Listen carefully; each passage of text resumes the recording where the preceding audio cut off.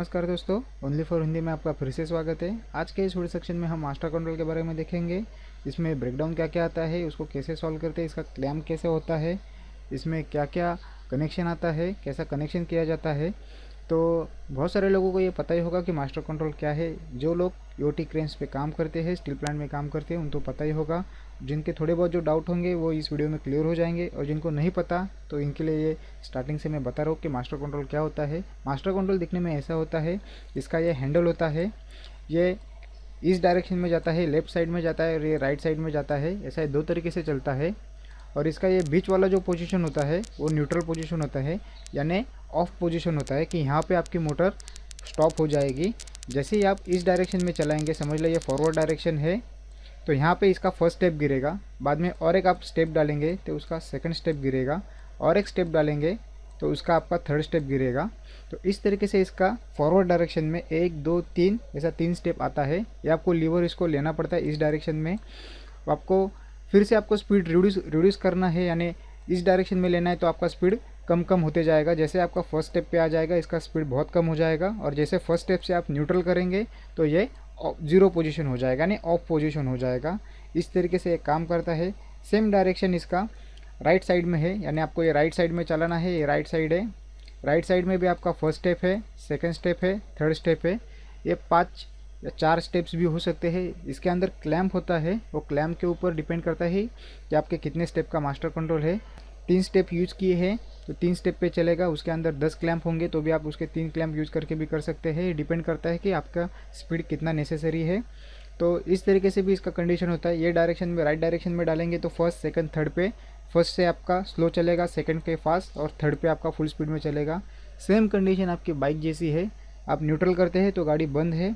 जैसे ही आप आपकी बाइक स्टार्ट करते हैं, फर्स्ट स्टेप डालेंगे, आपका स्पीड कम होगा और आप उसके पास ताकत ज़्यादा होगी। जैसे आप सेकंड गियर डालेंगे तो उसमें स्पीड बढ़ेगा, थर्ड गियर डालेंगे और स्पीड करेगा। जैसे आप टॉप गियर डालेंगे आपका स्पीड बहुत ज़्यादा हो जाएगी पर उसकी ताकत कम हो जाएगी। सेम कंडीशन होता है स्लिप रिंग इंडक्शन मोटर के लिए भी। तो ये प्रिंसिपल वहाँ पे लागू होता है। आपको इसमें क्या क्या ब्रेकडाउन होते हैं, यूटी क्रेन्स के बारे में क्या क्या आपको ट्रबल शूटिंग है, मैं आपको सब ये वीडियो सेक्शन में लेने वाला हूँ। अगर आपने चैनल को सब्सक्राइब नहीं किया तो चैनल को सब्सक्राइब कीजिएगा। वीडियो अच्छा लगे तो लाइक ज़रूर कीजिएगा। तो आइए देखते हैं इसमें अंदर क्या क्या होता है। इसको खोलने के लिए यहाँ पे स्क्रू दिए रहते हैं। अगर ये स्क्रू आप रिमूव करते हैं तो उसके अंदर ऐसे क्लैम्प होते हैं। आप यहाँ पे देख सकते हैं ये क्लैम्प है, ये क्लैम्प इसके अंदर होते हैं। ये भी मैं वीडियो आपको आगे बताने वाला हूँ। तो यहाँ पे क्या होता है, इस क्लैम्प में यहाँ पे हम इनकमिंग लगा देते हैं और ये हमारा आउटगोइंग होता है। शॉर्ट में कहने का मतलब है, यहाँ पे हमने 230 सप्लाई दिया, 230 होल्ड दिया यहाँ पे, और यहाँ से हमको जो चीज़ चालू करनी है, यानी वो डायरेक्शन कॉन्टैक्टर होगा या फर्स्ट स्टेप का कॉन्टैक्टर होगा, सेकंड स्टेप, थर्ड स्टेप या फोर्थ स्टेप का कॉन्टैक्टर, ये क्लैम्प के उसका आउटपुट केबल हम यहाँ पे कनेक्ट करेंगे। यानी ये क्लैम्प जब शॉर्ट होगा, यानी ये अभी शॉर्ट कंडीशन है, यानी ये कंटिन्यूटी है, यहाँ से सप्लाई जाएगा और यहाँ पे पास हो जाएगा। ये सप्लाई यहाँ से हमारा कॉन्टैक्टर को जाएगा, यानी ये शॉर्ट कंडीशन है। तो इस कंडीशन में आपका वो कॉन्टैक्टर पिकअप हो जाएगा, ये आपके ऊपर डिपेंड करता है। तो ये कंडीशन होता है। क्रेन में इस तरीके से मास्टर कंट्रोल लगते हैं। मेन होइस्ट का, ऑक्सिलरी होइस्ट, रिवर्स फॉरवर्ड सीटी, रिवर्स फॉरवर्ड एलटी। तो इस तरीके से 4 या 5 मास्टर कंट्रोल यहाँ पे लगाए रहते हैं। ये आपके ऑपरेटर के कैबिन में सब रहते हैं। इसका एक कंट्रोल लॉक भी होता है। इस मास्टर कंट्रोल पे एक न्यूट्रल पॉइंट होता है। जब तक आपके सभी मास्टर कंट्रोल जीरो पोजीशन नहीं होते, आपकी क्रेन स्टार्ट नहीं होगी। उसका एक प्रोटेक्टिव पैनल में एक पावर कॉन्टैक्टर होता है या एसीबी रहता है। या आपके क्रेन के साइज़ के ऊपर डिपेंड करता है कि एसीबी है या कॉन्टैक्टर है। तो जब तक आपकी मास्टर कंट्रोल से न्यूट्रल पोजीशन नहीं आती, सभी मास्टर कंट्रोल, यानी आप यहाँ पे देख सकते हैं 4 मास्टर कंट्रोल है 4 ऑपरेशन के लिए, तो वो सब जब तक ज़ीरो नहीं रहते तब तक आपकी क्रेन चालू नहीं होगी। इसका रीज़न मैं आपको बताऊंगा। तो रीज़न देने का मतलब ये है, किसी ऑपरेटर ने एक मास्टर कंट्रोल ऑपरेट करके रखा है और उसने गलती से क्रेन चालू कर दिया, तो उस कंडीशन में क्या होगा, आपका डायरेक्ट पावर कॉन्टैक्टर ऑन हो जाएगा। और उसने अगर मेन होइस्ट का मास्टर कंट्रोल ऑन करके रखा है तो डायरेक्ट आपकी मोटर अप में चालू हो जाएगी। तो ये एक रिस्की कंडीशन होता है, इसीलिए इसका एक इंटरलॉक होता है कि मास्टर कंट्रोल जीरो पोजीशन पे चाहिए, तभी आपका क्रेन चालू होगा। ये आपको मैं डायग्राम आगे बताने वाला हूँ।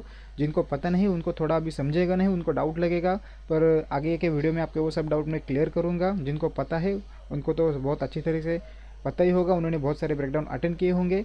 और जिनको थोड़ा बहुत ईओटी क्रेन्स के ब्रेकडाउन में थोड़ा सा कॉम्प्लिकेशन होगी, या उनको थोड़ा सा डर लगता होगा काम करने में, तो उनका मैं सब डर निकाल दूंगा, उनका सब डाउट क्लियर कर दूंगा। आगे बढ़ते हैं। ये क्लैंप होती है, मैंने आपको पिछले वाली वीडियो में क्लैंप दिखाई थी, यहाँ पे भी वही क्लैंप है। ये क्लियर है, यहाँ पे आप यहाँ पे देख सकते हैं इनकमिंग देना है और ये आउटगोइंग लेना है।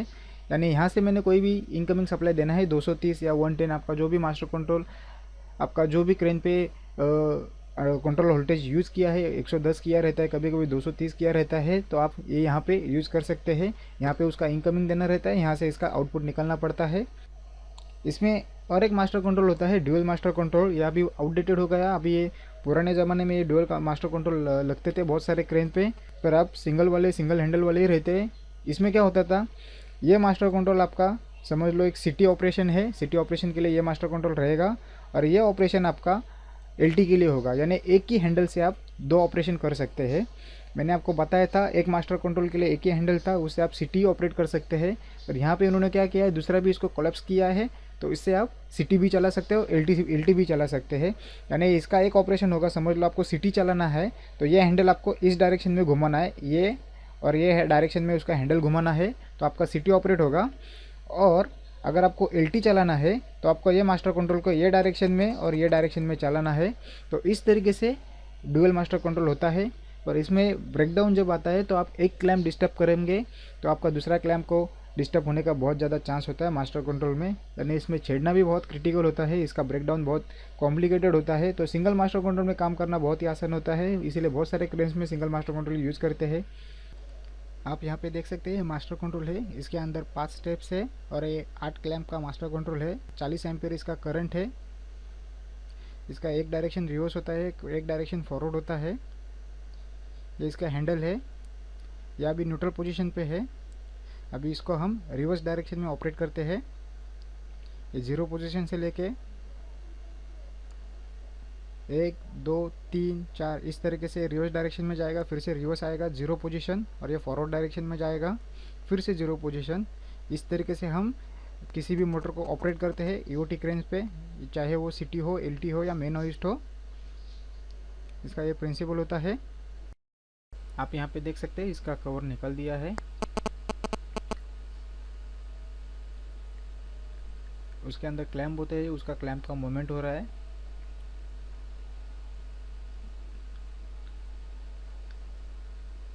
यहाँ पे इसका कनेक्शन किया है, ऊपर से ऐसा दिखता है।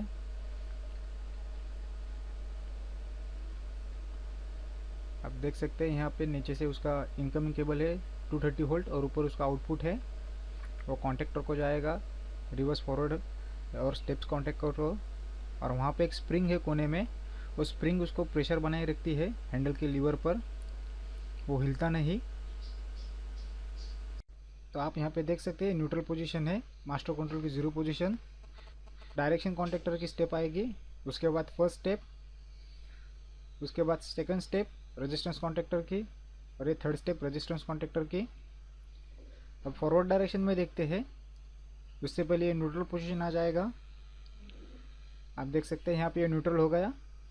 उसके बाद फॉरवर्ड डायरेक्शन की स्टेप्स आ गई, फर्स्ट स्टेप रेजिस्टेंस की आ गई, सेकेंड स्टेप रेजिस्टेंस की आ गई, और थर्ड स्टेप यहाँ पे रेजिस्टेंस कॉन्टेक्टर की आ गई, और फिर से ये न्यूट्रल पोजीशन हो जाएगा। आप देख सकते हैं यहाँ पे ये 0 पोजीशन हो गया। आप यहाँ पे देख सकते हैं डायरेक्शन कॉन्टेक्टर है रिवर्स और फॉरवर्ड का, जो हमने अलग अलग क्लैंप यूज़ किया है। नॉर्मली अलग अलग ही होता है यहाँ पे। अब इसका आगे वाले देखेंगे, फर्स्ट स्टेप रेजिस्टेंस का फर्स्ट स्टेप रिवर्स और फॉरवर्ड के लिए हमने अलग अलग यूज़ किया है, वो नॉर्मली एक ही होना चाहिए। जो रेजिस्टेंस का सेकेंड स्टेप है, यहाँ पे हमने दोनों के लिए रिवर्स और फॉरवर्ड के लिए एक ही यूज़ किया है, कॉमन क्लैंप यूज़ किया है यहाँ पे। और जो थर्ड वाला है उसके लिए भी हमने कॉमन क्लैंप यूज़ किया है। ये आपके सब मास्टर कंट्रोल के ऊपर डिपेंड करता है, मास्टर कंट्रोल कैसा सेट होके आया है उसके ऊपर ये डिपेंड करता है। यहाँ पे क्या हुआ, सेकेंड और थर्ड स्टेप के लिए एक ही क्लैंप ऑपरेट हो रहा है। फर्स्ट स्टेप जो था वहाँ पे क्या हो रहा था, आपका रिवर्स डायरेक्शन के लिए अलग कॉन्टैक्ट हो रहा था, और फॉरवर्ड डायरेक्शन के लिए अलग कॉन्टैक्ट हो रहा था, इसीलिए वो वैसा कनेक्शन किया है। ये सब मास्टर कंट्रोल के ऊपर डिपेंड करता है, मास्टर कंट्रोल कौन सा कंपनी का है, कैसे उसके स्टेप्स आए हैं, या आप मैन्युअली भी उसको रोलर एडजस्ट करके कर सकते हैं। उसको छेड़ना यानी बहुत कॉम्प्लिकेशन हो जाता है, तो इसीलिए जैसा है वैसा आप इलेक्ट्रिकल डायग्राम बना सकते हैं, इस तरीके से आप बना सकते हैं। तो ये डाउट आपका क्लियर हुआ होगा। मास्टर कंट्रोल में बहुत बार क्या होता है कि उसमें ब्रेकडाउन आने का भी चांस होता है, इलेक्ट्रिकल चीज़ें ब्रेकडाउन आ जाएगा उसमें।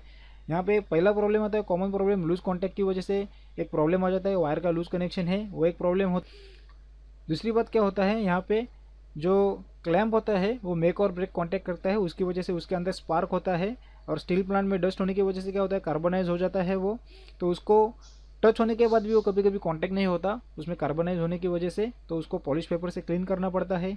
तीसरा एक प्रॉब्लम आता है कि जो क्लैंप होता है जो फिक्स और मूविंग, तो जो मूविंग क्लैंप होता है उसका जो टच एनसी होने के बाद वो ऑपरेट नहीं होता, क्योंकि उसके अंदर जो गैप होता है वो गैप थोड़ा बढ़ जाता है, 0.mm में बढ़ जाता है, उसकी वजह से वो कांटेक्ट नहीं हो पाता। तो कभी कभी वो डायरेक्शन कॉन्टैक्टर लगता है, क्लैंप लगने के बाद कभी कभी क्लैंप ऑपरेट होता है पर वो कांटेक्ट नहीं हो पाता, क्योंकि उसके अंदर फाइन सा गैप होता है। तो वो क्लैंप को थोड़ा प्लायर से बेंड करके आप उसका प्रॉब्लम सॉल्व कर सकते हैं। ये तो कॉमन चीज़ होती है, ये आपको पता ही चल जाएगा जैसे आप वहाँ पे काम करते हैं, जिनको नहीं पता उनके लिए है। और एक प्रॉब्लम आता है इसमें, जो मास्टर कंट्रोल होता है उसका हैंडल कभी कभार टूट जाता है, तो वो भी आपको वेल्डिंग करके लगा सकते हैं। दूसरा और एक प्रॉब्लम आता है जिसके अंदर एक स्प्रिंग होता है मास्टर कंट्रोल के अंदर, जो हैंडल जो होता है अपना उसको वो प्रेस करके रखती है गियर्स को उसके, क्योंकि अगर वो स्प्रिंग निकल जाएगी तो उसका गियर्स का वो लॉक नहीं करेगा, वो हैंडल फ्री हो जाएगा। इसकी वजह से आपका स्टॉप कंडीशन में या रनिंग कंडीशन में हैंडल ऑपरेट होने का चांस ज़्यादा होता है, वो एक प्रॉब्लम आता है। इसके लिए वो स्प्रिंग रहता है और स्प्रिंग के अंदर उसके एक नीचे रोलर होता है, तो उसकी वजह से वो उसको प्रेस करके रखता है। कभी कभी क्या होता है वो रोलर पुराना होने की वजह से वो घिस के उसको गड्ढा पड़ जाता है, गड्ढा होने की वजह से जो अंदर गियर होता है मास्टर कंट्रोल के अंदर उसके अंदर वो लॉक हो जाता है, यानी ऑपरेटर का कंप्लेंट आ जाएगी कि मैंने रिवर्स में लगा दिया पर वो न्यूट्रल आने में लिए मेरे को बहुत ज़ोर से झटका लगाना पड़ता है। तो आपको रोलर निकालना पड़ता है, रोलर निकाल के आप स्प्रिंग टेंशन थोड़ा सा बढ़ा के वो प्रॉब्लम सॉल्व कर सकते हैं। जब भी आपको टाइम मिलेगा आप रोलर बिठा के उसको वापस चालू कर सकते हैं। आपके बहुत सारे डाउट्स क्लियर होंगे मास्टर कंट्रोल के बारे में। अगर ये वाला वीडियो आपको पसंद आई तो इसे लाइक और शेयर जरूर कीजिएगा, सब्सक्राइब बटन पर क्लिक करना ना भूलिएगा, इससे मुझे बहुत सारा सपोर्ट मिलेगा। वीडियो देखने के लिए आपका बहुत बहुत शुक्रिया।